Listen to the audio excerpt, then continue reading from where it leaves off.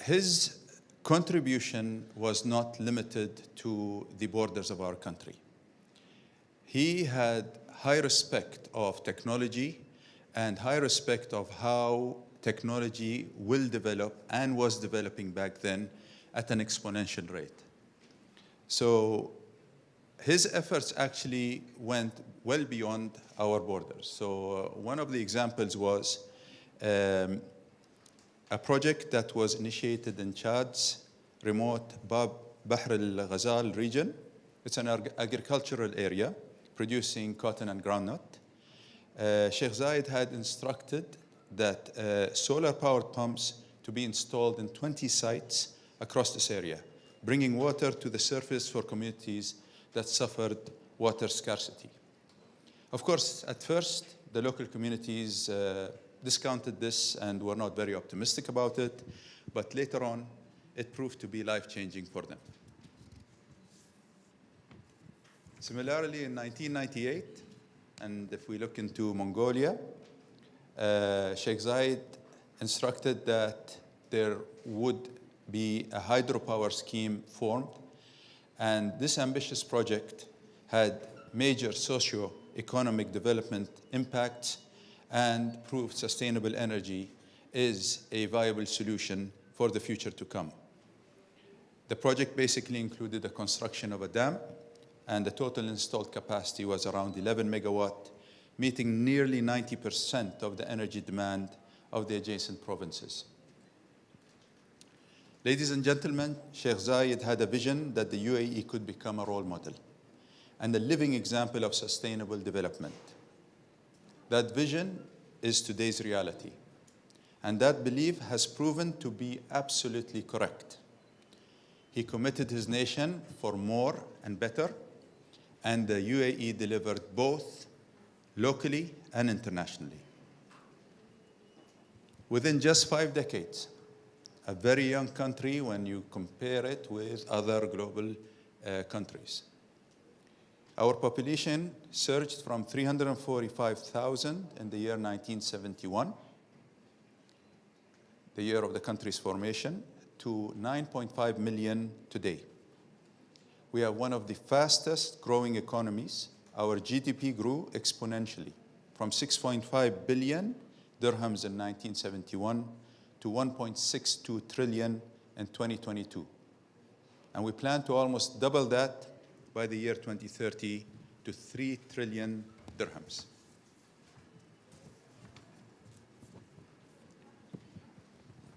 Ladies and gentlemen, the UAE continues to emerge as a sustainability superpower. Its leaders not only continue to lead, but expand upon the issues that the late Sheikh Zayed championed. The UAE now is a prominent global player in the energy transition as one of the world's largest investors in clean energy, a global leader in pushing down the cost of renewable energy, the permanent host of the International Renewable Energy Agency, and the home of 3 of the largest in capacity and lowest in cost solar plants in the world. The UAE's climate and environmental action has been marked by many firsts. We were the first country in the region to ratify the Paris Agreement. We were the first country in the region to commercialize a CCUS facility capturing 800,000 tons of CO2 from a steel plant.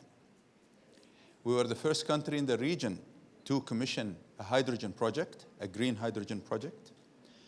First country in the region to deploy baseload, zero-emission nuclear power. And we were the first country in the region to commit to net zero. As you can see, ladies and gentlemen, we are very serious when it comes to the energy transition. And we let our actions do the talking.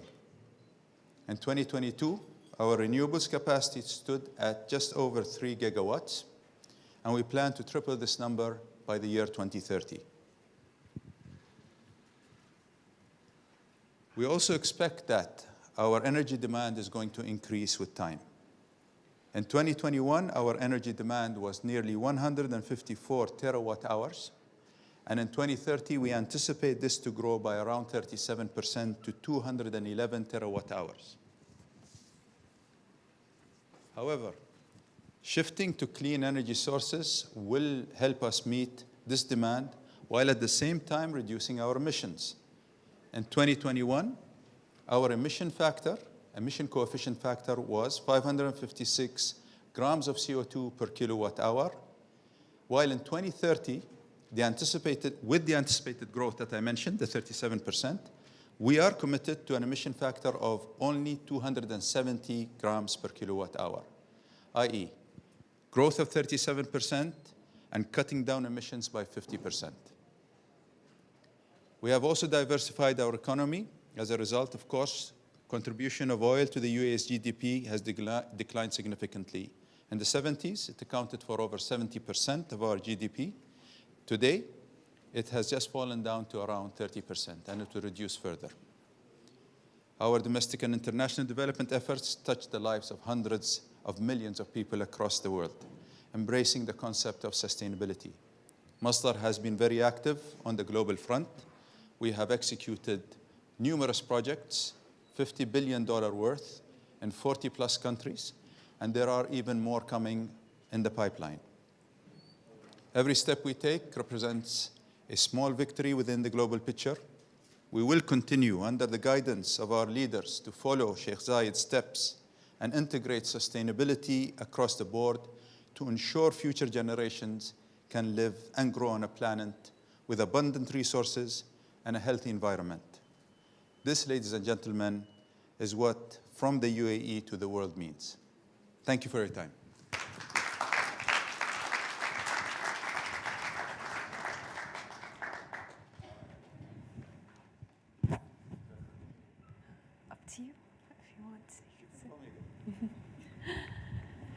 Thank you so much, Your Excellency, for those amazing insights. And I mean, when we were ideating this session, we were thinking about how to ensure that this message from the UAE youth to the world is in a way received to them.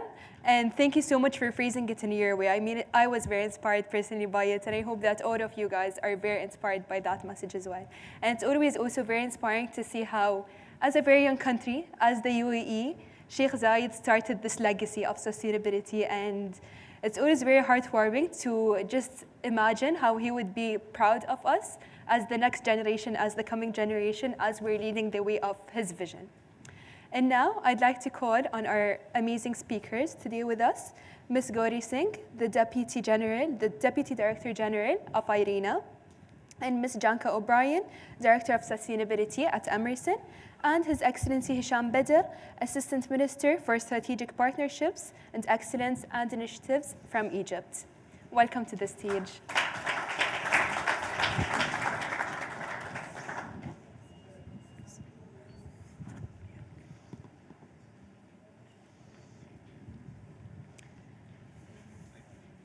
It's amazing. Oh, sorry, this is for you guys. In case they need it. It's amazing to have you all in here with us today. And I think let's start the panel right away. I'm very excited to have you all with us in here. So I would say we can start with reflecting on COP27. It's been a long way since COP27. We have reached till COP28. So let's start with Your Excellency Hisham. What metrics or methods are youth networks how are they assessed basically?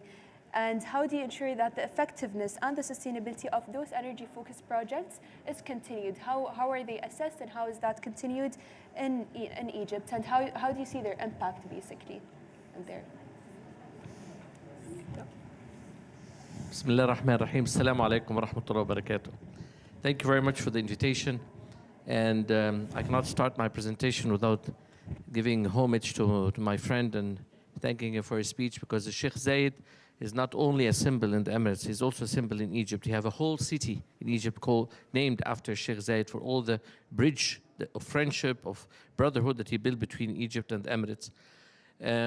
I want to tell you that, of course, last year we hosted COP27. And the President Fattah al-Sisi put the fact that this would be a call for implementation. So after 30 years of negotiations about the loss and damage fund, which the developing world could not get, we finally managed to get it in Sharm el-Sheikh, and we are glad to see that today already is being funded. The Emirates, of course, put $100 million. Other countries have put some. It reached about 450. So these are some of the tangibles. But I want to share with you an anecdote or a story or initiative that would be very interesting to hear among the youth. When we brought COP27 to Egypt, when we brought it home, the question was, what does COP27 or COP26 or 28 mean for the normal Egyptian citizens? For the lady in Asyut, for the man in Alexandria, for the youth, etc. So we wanted to bring COP27 home literally to every home. So what we did was we announced a national competition for the 110 million Egyptians. If any has a project which is green, and we defined what green was, reduces energy, uses renewable energy, solar, wind, waste management, and emissions, reduction of emissions, and smart basically any kind of technology, even if it's an application on the iPhone. And if you have a project that offers Egyptian solutions, particular to the circumstances of the Egyptian governorates. So we opened it in the 27 governorates. And all you had to do is you go on the internet, you put your name. My name is Soha. I come from Alexandria. I have a project, describe it in 4 lines, all on the internet. You don't need to go to the bureaucratic thing of going to the governorate or going to the government. And you fill 23 criteria. What is your project? What's its impact, its scalability, its bankability? If it's a woman related, we divided them into 6 categories so that everyone can do. If a poor woman has a project, she can enter the woman category, or the small projects, or the startups, for example. And if it's a huge project, we have project 2 billion, then you go into large projects, medium, or non-profit. We were amazed that within 2-3 months, we received 6,300 projects. Because part of your question says, how can you sustain sustainability? If you don't get everyone involved, if you just make statements by the governments, we have to do this. Of course, the government has to put the regulatory policy, has to put this, and you can say, okay, 40% of Egyptian investments today are green, and they're going to be 50% in the next 10 years. And the electricity grid is going to, in 10 years or 15 years, you're going to have 45% from renewables. That's great. But what have the Egyptian people done? What have you look? How can you get localization? How can you get everyone involved? And that was the challenge. And so we received these 6,300 projects from all over Egypt, from all the 27 governorates. And then we established evaluation and training committees, etc., and picked 162 of the best, and then picked 18 of the winning projects, which was the creme de la creme of all these projects. The head of the selection committee is Egypt's champion on climate. You must have heard of him, Dr. Mahmoud Muhyiddin. And he is the head of the judging committee. I'm the head of the organizing committee of this initiative. And these 18 projects, which won, about 50% of them are women, a lot of them are youth. We fund them, we gave them initial funding, prize money, then we connected them with international financial institutions, IFIs, and United Nations, and corporations, and they began to get networked and started to succeed to ensure sustainability. And they became a role model. We did this example last year. This year we did the same thing. We received this year 5,700 projects. And people ask, okay, what have you done? What is give me the result of this? So I'll give you one example. One of the projects in the El Wadi Jadid in Egypt, which is a huge part of Egypt, he used solar energy and get water from the wells and planted a huge area with technology. He began with $7 million. In 1 year, it's $340 million, from 7 million to $340 million. The rest did not do as well, of course, is the best of the best, to be brutally honest with you. But 5 of them got international prizes in Switzerland, in the US, in Jakarta, in Singapore, etc. So this year, tomorrow, we are bringing the 18 winners of this year for you to see. Some of them done projects to save water from trickling and leaking from the water pipes all over Egypt. We found that probably have water leakages in 15%. So with this technology and sensors, you can detect and see where the water would leak immediately instead of being dripping and leaking for time. And obviously water security is a big issue for the whole world, but a big issue for Egypt also. And so there are many other projects. So we have brought them here so that they can interact with all the investors and to make sure sustainability. We believe that we have reached in our media awareness campaign, also to answer your question, what are you going to do to make it sustainable? We've reached 18 million Egyptians through the activities, through the trainings, 56 sessions, 20 universities, 20 governorates, 20,000 hours of evaluation, things which are concrete and which people feel as students and they are part of the process. So they don't sit back and say, what am I going to do? No, you have a responsibility. But the key is to change, the bottom line is to change adversity into opportunity. So it's not only about well-wishing about the environment. You can say, of course, we all love the environment, it's for our humanity, it's for our children, etc.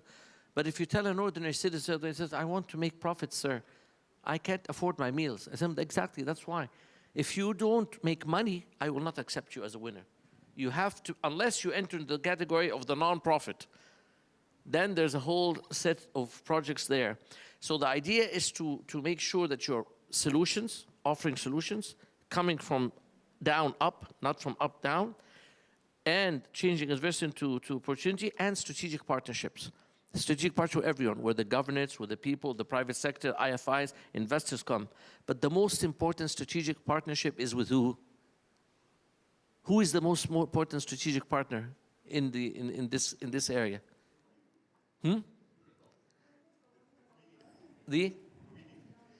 Yes, but it's nature. When nature is your partner, because when you're doing this and your strategic partner is the private sector, the social, the community, everyone's good. But the biggest strategic partner that you gain in this process is nature itself. When you give nature, nature gives you back a lot. We have taken a lot from nature across.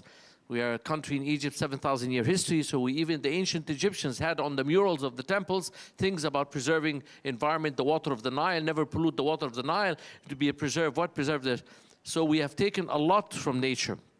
So the idea is that is a big partner, and I think that I don't want to abuse the time because I know there are many distinguished speakers, but this is, I think, the essence of the story is to get with the localization, to get everyone involved, and especially the young to begin to think of a different mindset to how to make a project, how to begin thinking that way. I think this is the biggest. It's almost a civilization, a change mindset of how people think.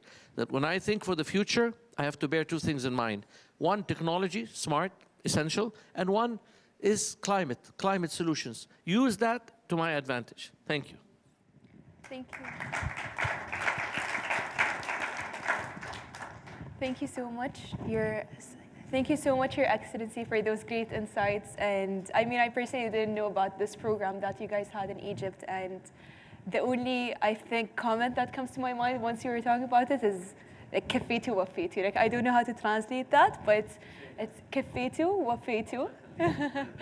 Yes, يعني ما شاء الله. With you saying how many applications you guys got and how many of them are now up in front and they're currently the best of the best anyway, they're continuing. It comes down to this longevity in the programs. I mean, we talk a lot about youth empowerment and youth in action, but it's this real empowerment that makes a difference. I'll just make one final remark. You won't realize how emotional it was for a lady, a normal lady from northern Sinai. From northern Sinai alone, we received 53 projects. One lady, her name is Iman, presented a project, never knowing that she would shield the limelight. There's a plant in Egypt called ratrit. I don't know what exactly it's in English, but this organic plant cleanses the water of the Suez Canal from the ships when they pass and they build the oil. And so she presented this project. This lady never imagined that one day she will be standing with the Prime Minister of Egypt, being honored, being given prize money, came to COP27 last year, did a lot of investment projects with different governments who saw that her organic plant can help cleanse the water, and became her moment of shining. And that's the personal element. And that's a guy from the University of Alexandria, 21 years old. He made a robot that goes underwater, that cleanses the water. Plus, his name is Saif, 21 years old. Today, he's recognized in the US. So this moment is just a message, because we are a youth summit. It gives this hope and inspiration. And many others says, well, I want to be too. I can be shaping the future. Sorry, but you prompted me. لما قلتي وفيتي وكفيتي كل ما تقولي حاجة هزود. Thank you. Thank you so much, Your Excellency. I mean, even for me as a youth in the environmental field, it's those stories that inspire me to continue and give me that motivation that if they can, I can as well. And on the topic of youth, I'd like to take it onto our esteemed speaker, Yanka O'Brien. And I want to know, like, why does Emerson focus this much on youth? I mean, we heard about the power that youth have, but from your organization perspective, why is there this much focus for youth and this much support in the energy transition for youth? Absolutely. Thank you. I'm not sure I have a couple mics, so I guess, I make it loud. So first of all, thank you so much for having me here. It's an absolute honor and privilege, and happy UAE National Day, the country that I call home for years now. I was born in Slovakia, emigrated to the US, and then moved here, so I am an international citizen, I would say. But my heart always goes with innovation and technology. I grew up with technology. I grew up in climbing the most automated coker in the industry in the US. So I love technology, and I do believe that exactly what you were saying is youth and the young generation and these ideas and innovation they have, this is what we need. This is what we need in energy transition. This is what we need on this journey to accomplish what we are set to accomplish. So why we do that? Exactly that's why. So we have this practical implementation of all these innovation and technologies in these industries, in the industries across. And our company and private organization across work very closely with the government organizations, with the organizations such as yours, to assure that that collaboration is there to come up with these innovative ideas. We put forward internship, right? We come and make sure that we, attract the talent out there. We put forward the financing to come up with the innovative technologies and ideas. And again, I really believe that the ideas are there, the financing is there, the willingness is there. It's just really putting it all together, And I can tell you, example, I have a 12-year-old son who loves basketball, right? It's all about the NBA, all about the basketball. And what he does, he has this game where he creates this avatar and puts these skills on and plays that and, incorporates everything into this game and creates his persona and develop the skills. So what he does, he really does the digital twin of himself, right? So when you look at it this way, already as a 12-year-old, he's using the digital twin, digitalization, in order to improve the efficiency of his performance. And guess what? That's what we can do all across our energy transition. Improving the energy optimization is going to help us reduce the carbon footprint across. So these small things around can really accomplish that movement. And we as a private organization are there to support this practical implementation.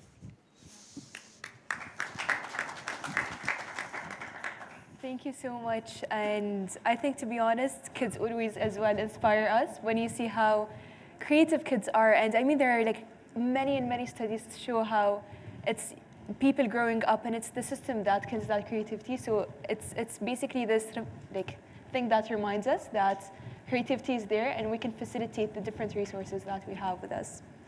And now I'd like to move to Ms. Gauri Singh. You were with us a couple of days ago at Student Energy Summit, and it was a pleasure to have you there. But I want to hear from your perspective. You were there and you saw the energy, I would say, that youth had, that the youth in the summit had. So, from the perspective of Irina, what are the strategies and plans that are put in place to scale up the impact of those youth-led initiatives?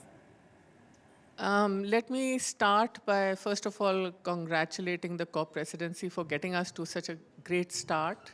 And that itself has created a very different momentum for this COP. And of course, wishing everyone here a very, very happy National Day.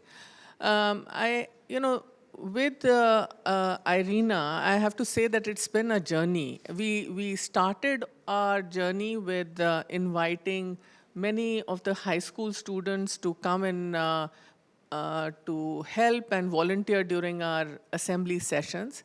And we started seeing that those assembly sessions that they attended gave them a sense of direction in terms of what they would like to do in their life ahead. And many of them, I mean, I can see Lydia here, but there are many of them who've decided to take this as a opportunity to build their skills and be in the energy sector, the future energy sector. With that, then we got a lot of support from the UAE to expand this to, making it a very institutional mechanism that allowed us to bring, our last assembly in January brought almost 150 youth from all over. And we started seeing that there is this huge appetite in the youth to understand much more about renewable energy. I mean, they obviously had some broad idea, there was some interest, but we tried to give it a platform that got them the awareness in a very structured way, and to be able to go back to their country and be able to contribute. Also listen to what their governments and the policymakers of their country were saying at the assembly, so that they could reflect on how they could actually engage. Then one of the very important things for the way we do things at IRENA, whether it is with our member countries or with our constituency like the youth, is that we listen to them. And when you listen, then that's where, the next set of ideas come through. And we were then asked by the youths that we would like actually to have, to participate in training sessions and in building our capacity, because when we go and talk to decision makers in our country, or when we go and talk to policymakers, no one will take us seriously if we don't know enough. And that got us started with a very good structured